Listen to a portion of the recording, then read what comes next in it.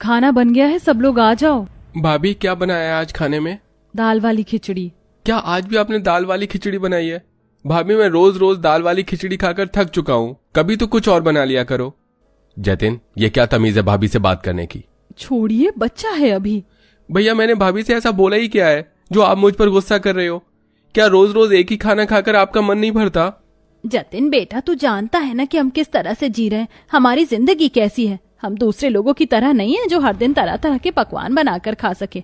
भगवान हमें जो ये खिचड़ी दे रहा है ना, इसे ही सर आंखों पर लगाकर खाओ, वरना क्या पता भगवान इसे भी हमसे छीन ले।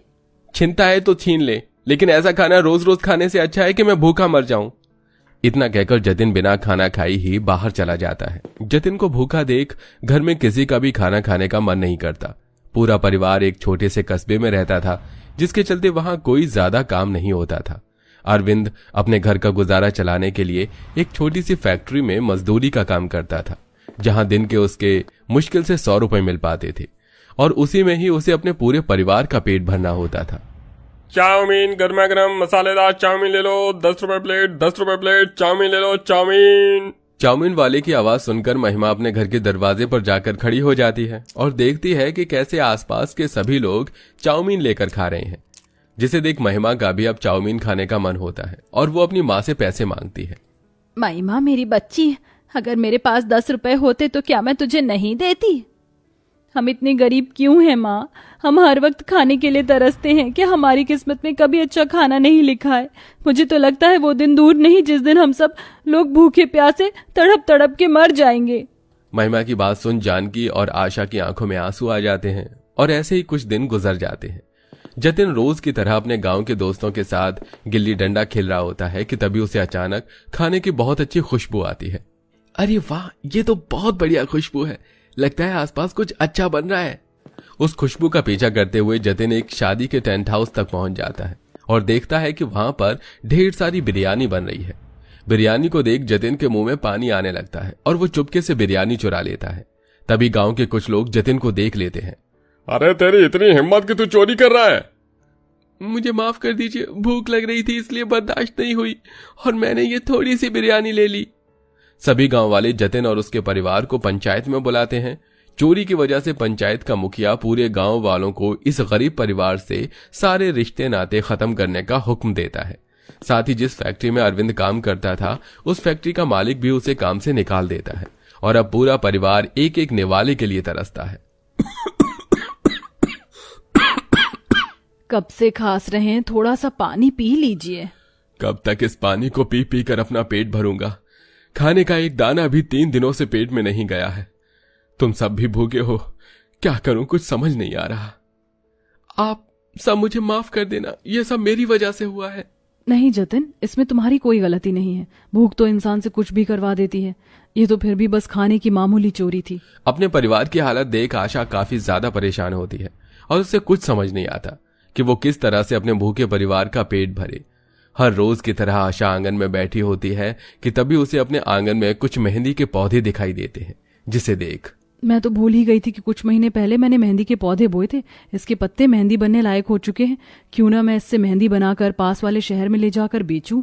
आशा उन मेहंदी के पत्तों को तोड़कर अपनी नंद के साथ मिलकर उसे अच्छे से पीसती है और मेहंदी बनाकर अगले दिन से हर रोज शहर में मेहंदी बेचने जाती है, जिससे वो दिन के 100-200 रुपए कमा लेती थी और पूरा परिवार ऐसे ही आधा भर पेट रूखा सूखा खाकर अपने गरीबी के दिन जीने लगता है। क्या हुआ जतिन, तुम खाना क्यों नहीं खा रहे हो?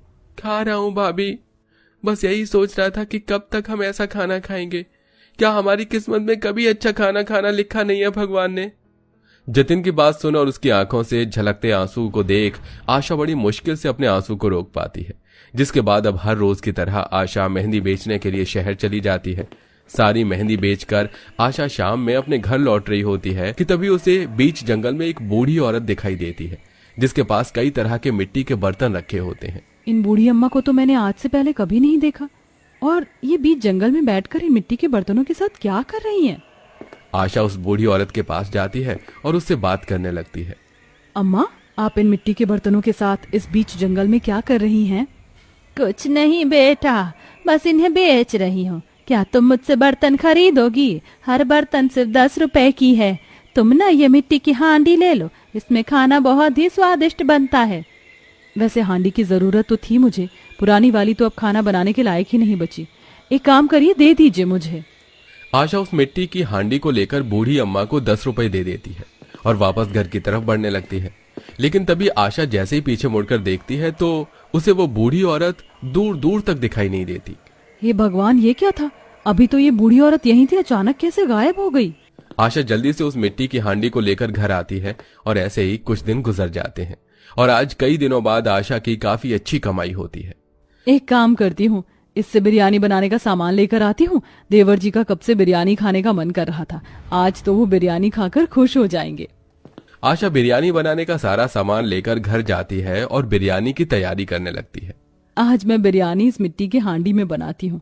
मिट्टी के बर्तन में बने खाने का स्वाद दुगना बढ़ जाता है। आशा जल्दी जल्दी उस मिट्टी की हांडी में बिरयानी बनाने लगती है और आज पूरा परिवार कई महीनों बाद इतना अच्छा खाना खाकर काफी खुश होता है। वाह भाभी, क्या बिरयानी बनाई है! ऐसी बिरयानी तो कोई भी नहीं बना सकता।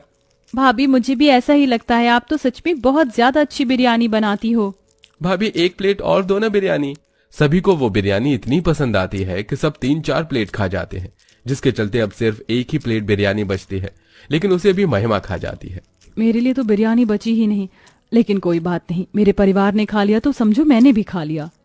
सबके खाने के बाद आशा जैसे ही उन सबके बर्तन उठाने लगती है तो उस हांडी के अंदर से थोड़ी सी आवाज आती है, जिसे सुन आशा जैसे ही हांडी खोलती है तो उसके अंदर ये क्या? ये हांडी तो बिल्कुल खाली थी, तो इसके अंदर बिरयानी कहाँ से आई? लगता है मेरा ही वहम होगा पहले। अब आशा भी पेट भरकर बिरयानी खाती है और हांडी को ढककर सो जाती है।